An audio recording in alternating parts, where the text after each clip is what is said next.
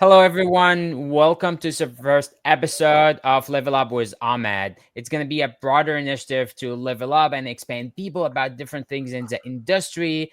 I'm thrilled to kick off this journey today with all of you, and I'm aiming to bring a lot of industry leaders and experts to share more insights about how they manage things, how they lead organizations, how they actually work in a very complex technological industry. And for today, I'm excited for our very first episode to have Tyler, field CTO of HashiCorp.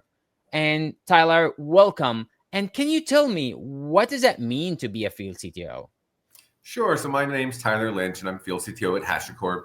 The field CTO role is really an extension of our CTO and CEO's office. And we work with customers to think about strategic plays, also to provide perspective, what we see other people, other customers, other companies doing in industry. We also act as thought leaders. We'll publish blogs or take media, speak at conferences, but really it's a technical advisor to C-level executives to provide maybe a broader perspective. That's amazing. So let's start setting the stage. Global teams, as far as I been there, increasingly common, but have it coming there's a unique challenges and opportunities. Tyler, can you share your journey on how you first become involved in managing global teams? Yeah, let's start at the very beginning. My first experience with a non-local, non-US based team. I was working in a company. We decided to do something nearshore, which is expand and hire a development team in Canada.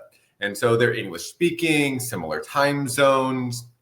That was a really interesting experience. Cultural norms just between Canada and America, I had to learn about. There was also onboarding and enablement. And that really found, for me, I wasn't next to somebody all day long where I could pair program and onboard them. I had to document and have processes and mechanisms to onboard that team. So that was my first experience, and that was a really positive experience.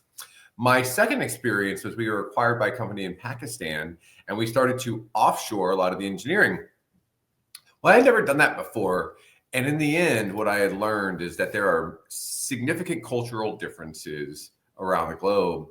And specifically in this region in Pakistan, it was not appropriate to say no or to disagree with the superior.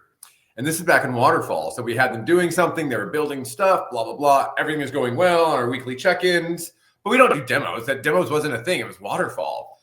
We get time to go and get our actual demo like 3 weeks before we release. And they said they don't have anything to demo.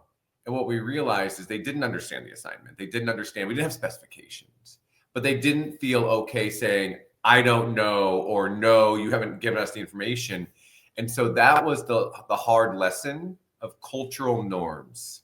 Beyond that, I've since worked at AWS, and now I work at HashiCorp. At AWS, I help many global customers manage global teams and support that asynchronicity, also localization. So that's Eastern Europe, India, and beyond. And so I'm happy to share some of those experiences too. Nice. Yeah. Like culture is always an important factor. I'm coming personally from a different culture back in Egypt, have a different norms and worked with different companies, which time zones and all of the things that you think it's not an issue. Sometimes they are a significant problem that you have to deal with and you have to account for, which is things like take it for granted and just you don't know. So over the years, looks like you have a lot of experience, different companies, different cultures. Can you highlight how you think the evolution of global team dynamics over the year, what's make it harder back then? Maybe it was easier, now it's harder. Can you give me a bit of insight on what do you think about that over the years from your experience? Yeah, it's much easier now than it's ever been.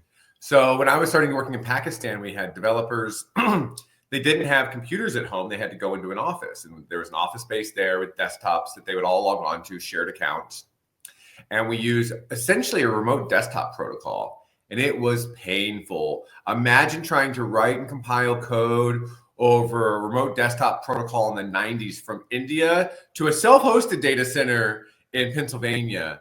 And to think about that experience for them and how rough it was, to where we are now, where we have highly performant application streaming and thin clients and remote desktop, and it's much different now. So the thing I would say traditionally I like to focus on is the experience of the person in the global team, whether they're quality assurance, software engineering, product management, back office. Think about their experience. Think about their latency. How are they going to know what to do that day? How do we coordinate that? And so it does require a bit more rigor on what are you trying to achieve, setting strategic value and even mission on each thing and working through it. Time zones are actually harder than most people think. I work at HashiCorp. We're often a lot of times in the West Coast of America, where a lot of people are. I'm in the East Coast. We have offices in Madrid. Getting Seattle time zones and Madrid time zones on the same, it's hard. And so being considerate of that, I remember when I was working with some folks in India, we had a lot of female engineers in the team. They'd go into the office and they tried to align to our hours as best as possible. Unfortunately, in the neighborhoods that some of them lived in, it wasn't safe for them to go home by themselves after dark. And so we had to accommodate, well, how do we do time zones? Plus you don't have a computer at home and you need to travel. We ended up just buying laptops for them all and sitting them so they could work from home and getting them, high-speed internet. But those are concessions and thoughts that have to be considered.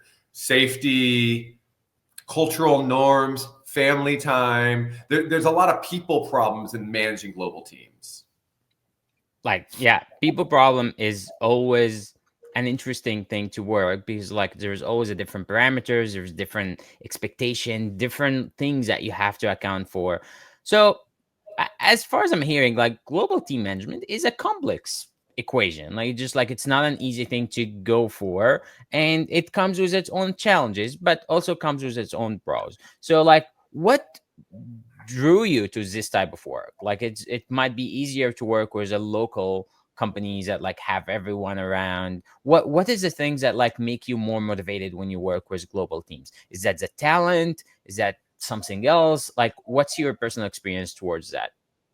So generally, I'm not the decision maker on if I'm going to work with global teams. Those decisions are oftentimes made on increasing margin or reducing risk, or maybe there's strategic acquisitions they want to do in those geographic areas, or they want to have a presence in geographic areas, so they'll hire developers there. For me, it becomes really interesting when we start to figure out what are the norms with the team we're working with.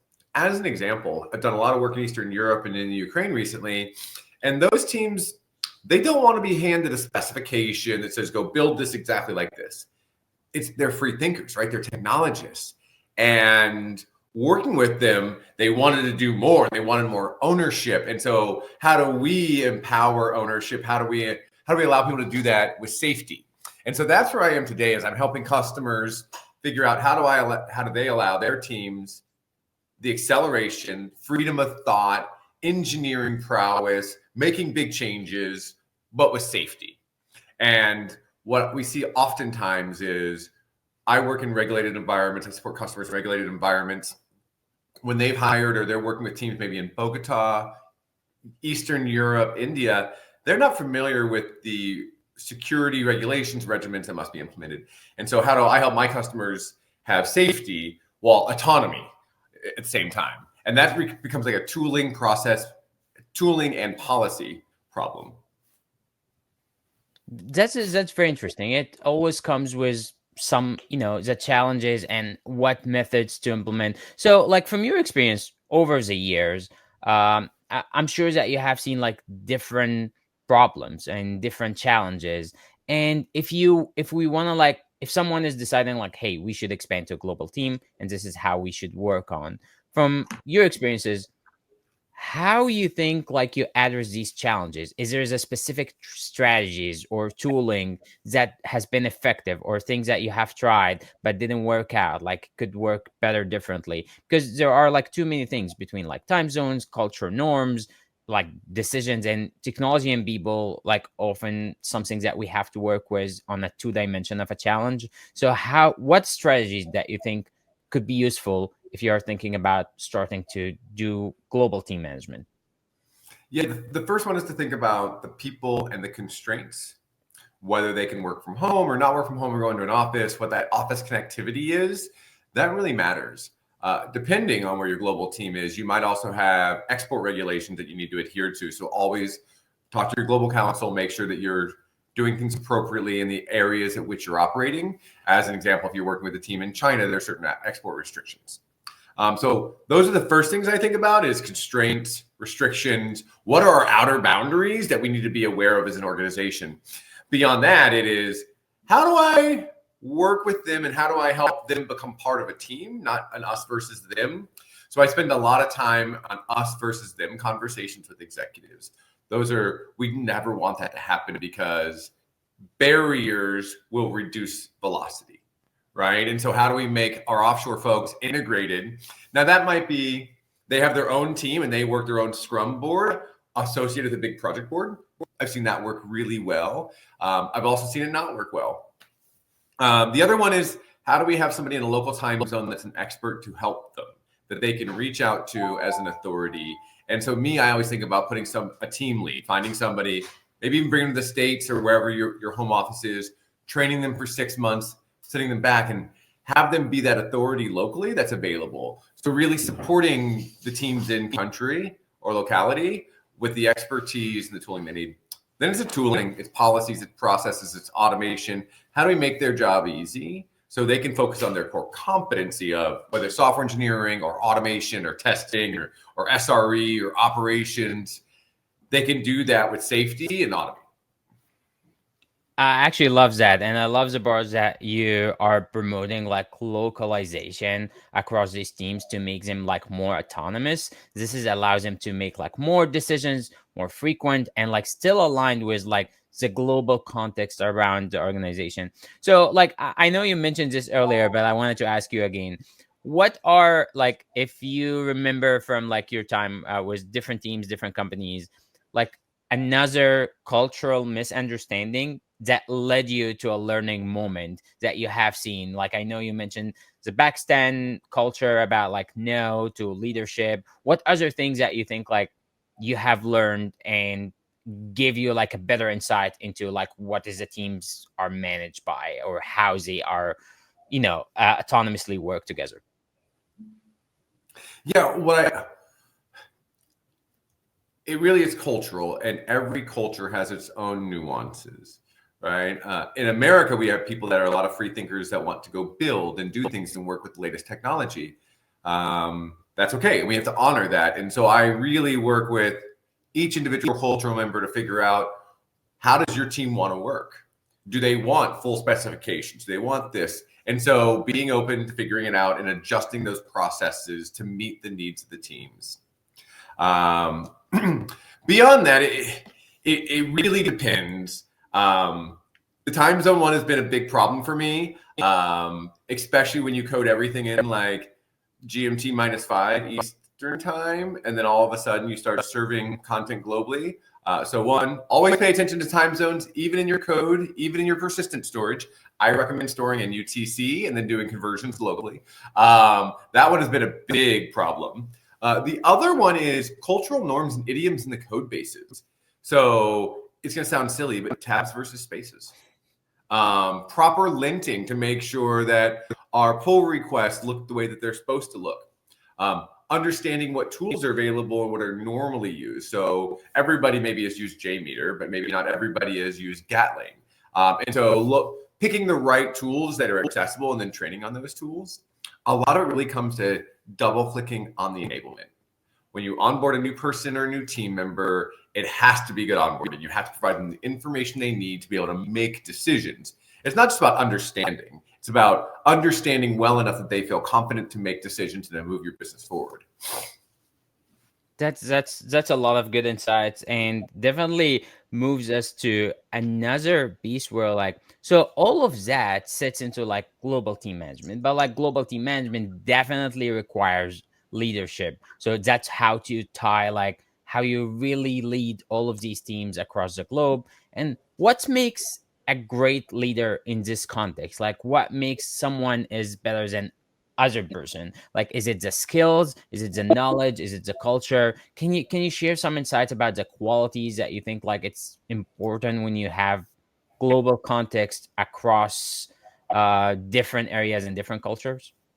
Yeah, I think the most important thing for any leader, whether you're just a team lead or tech lead, engineering manager, QA manager, director, VP, all the way up, it is empathy. And it's really understanding the personal experience of each individual team member. I think you should understand your plus one. So your directs one down to understand motivations of each of those people. What are they excited about? What are they, maybe what's not in their skill set they don't like to do? And then how do they ask them how they want to work? Proffer that. So as a leader, being able to ask a team, hey, I have these three options for team composition and organizational structure. What do you think might work best for you? Now, typically as leaders, we want to make decisions. We just want to keep going.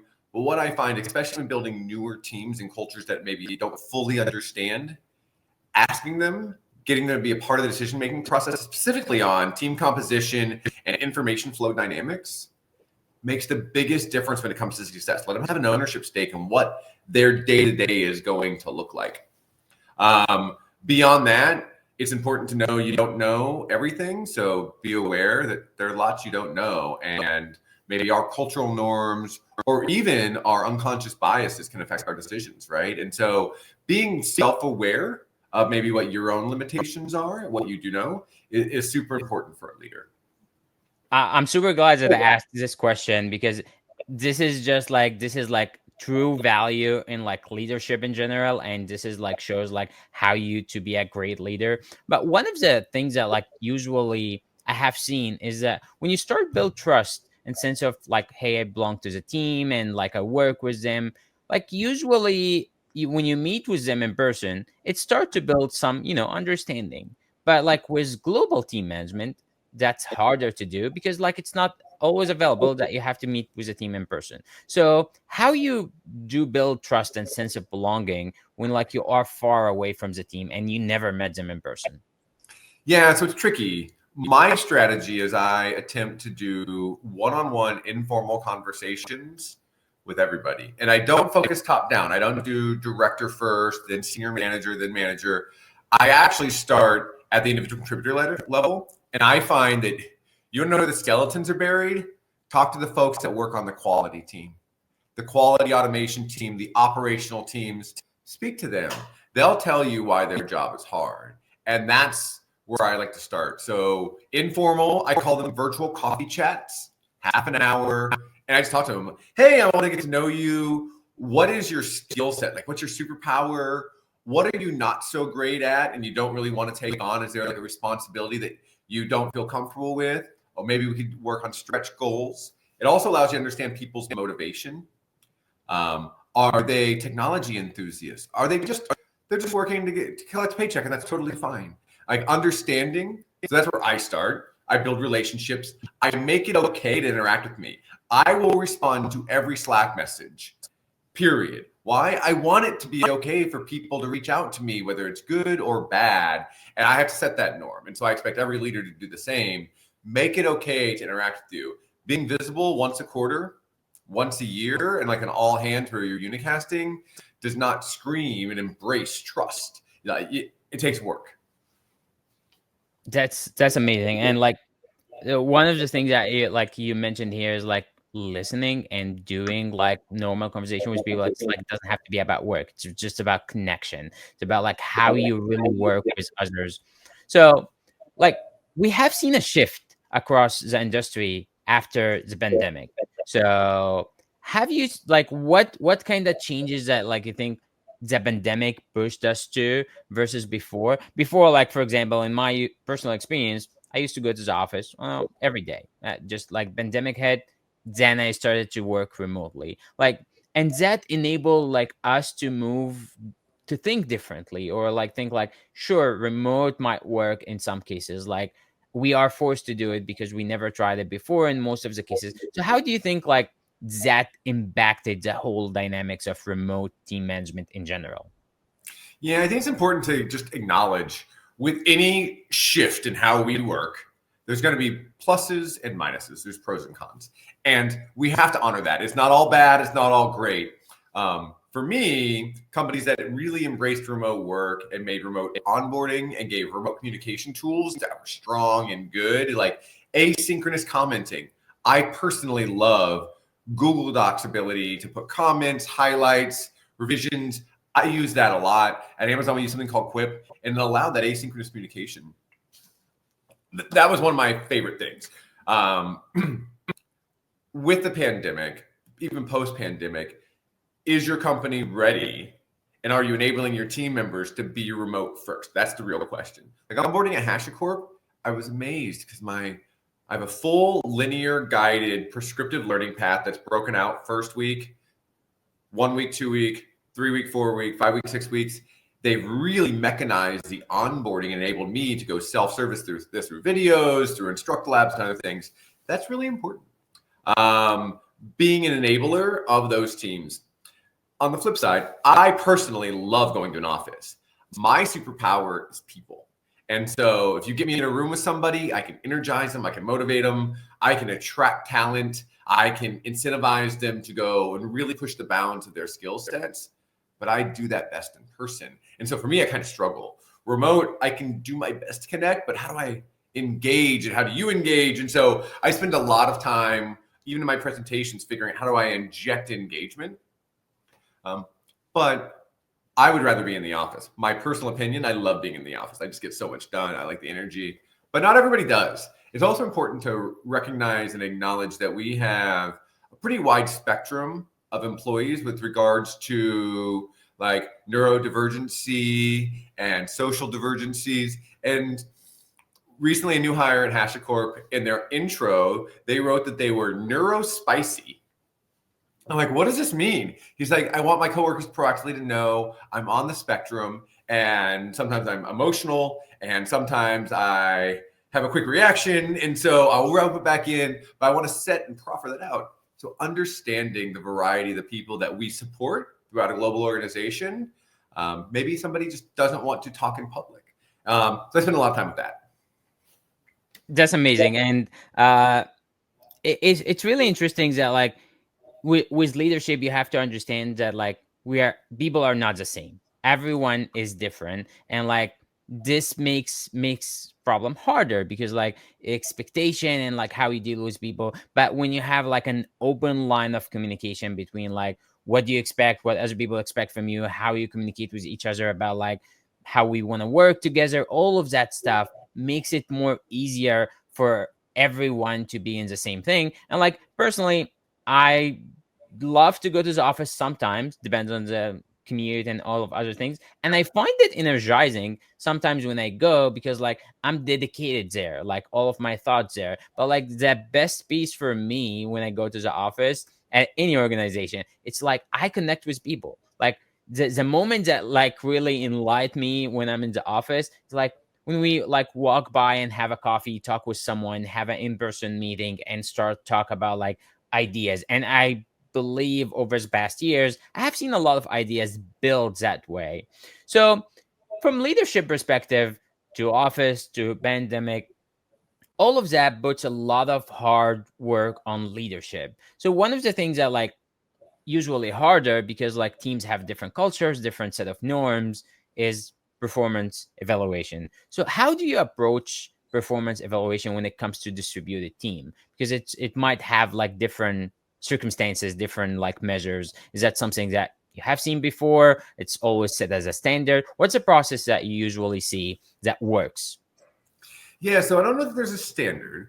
What I do know is that most organizations I've worked in have had some sort of KPIs, performance measurement, and they apply that to the employees.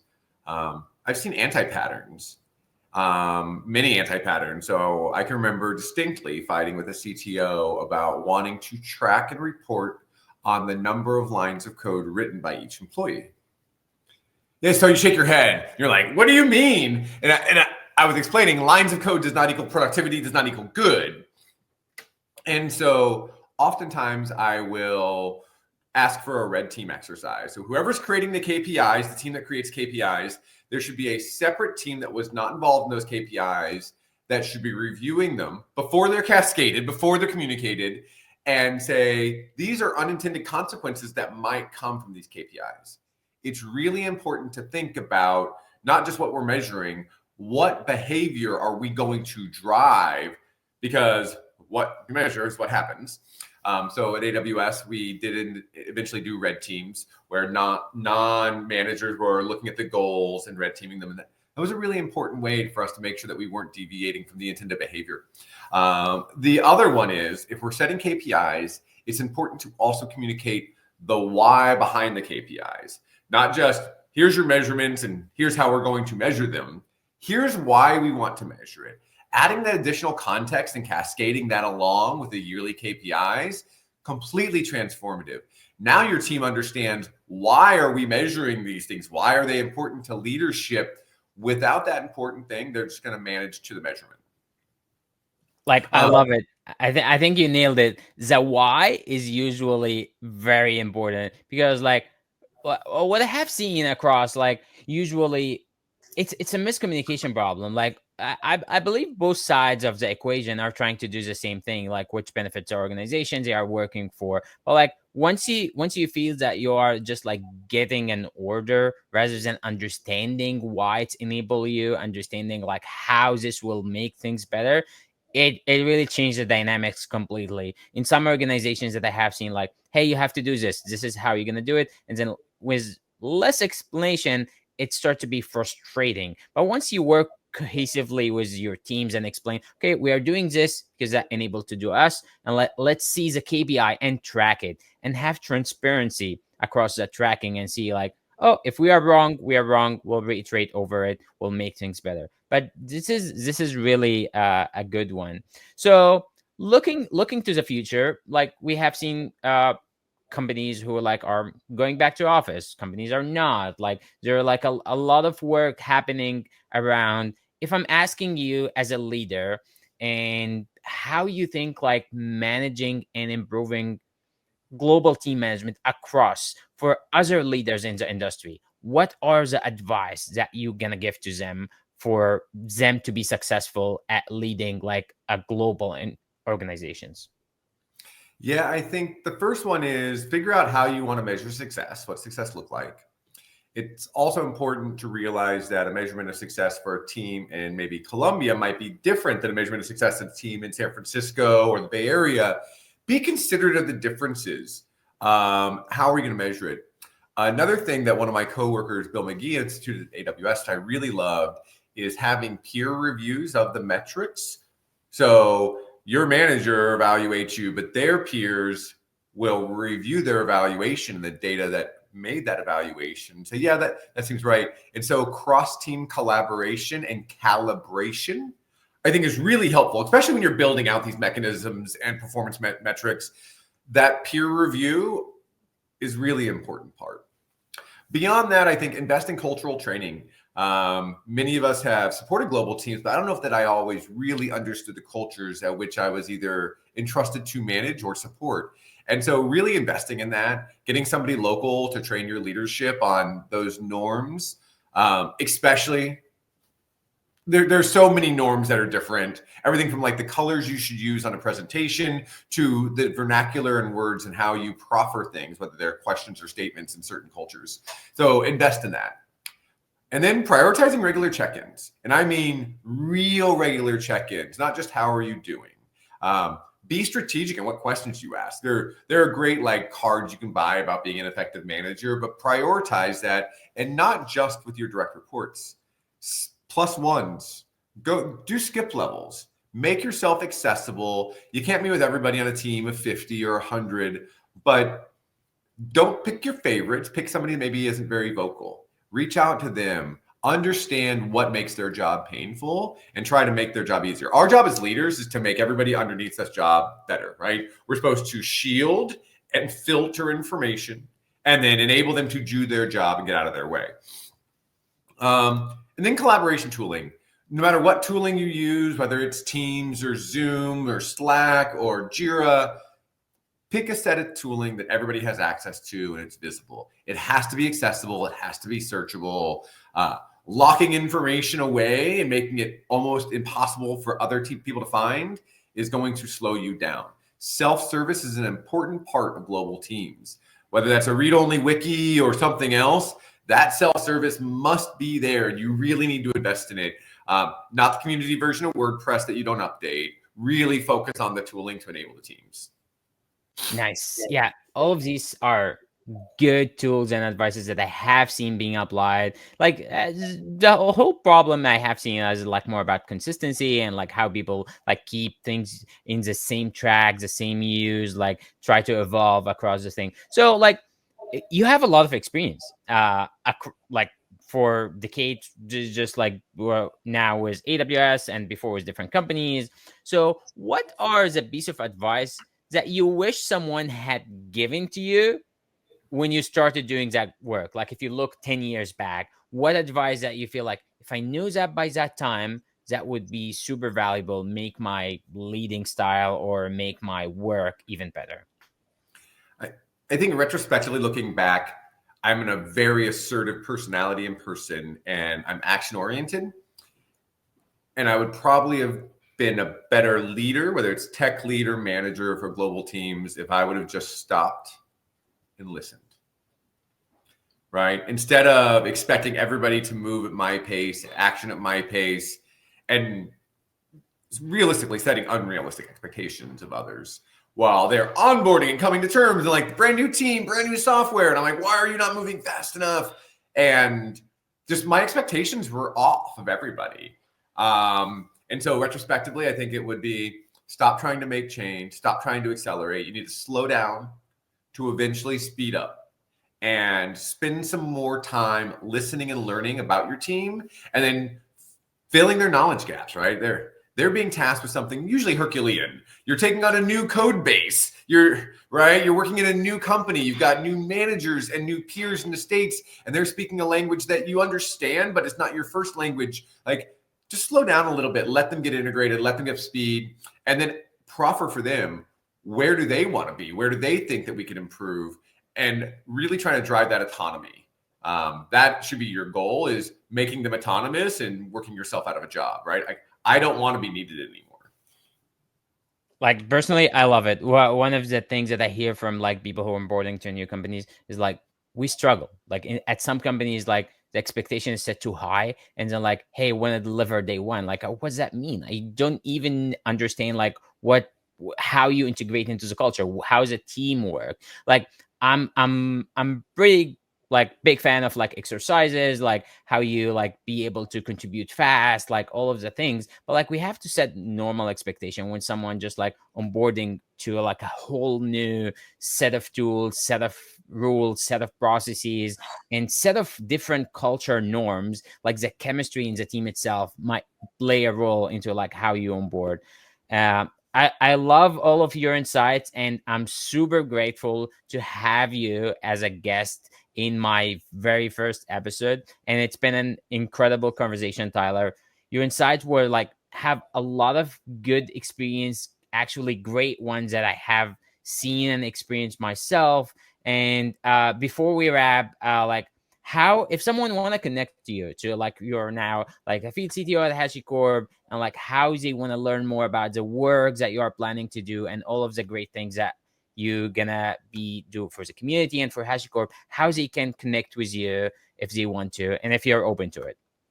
Yeah, I'm totally open to it. I'm very active on LinkedIn. It's Tyler Lynch on LinkedIn. I'm pretty easy to find.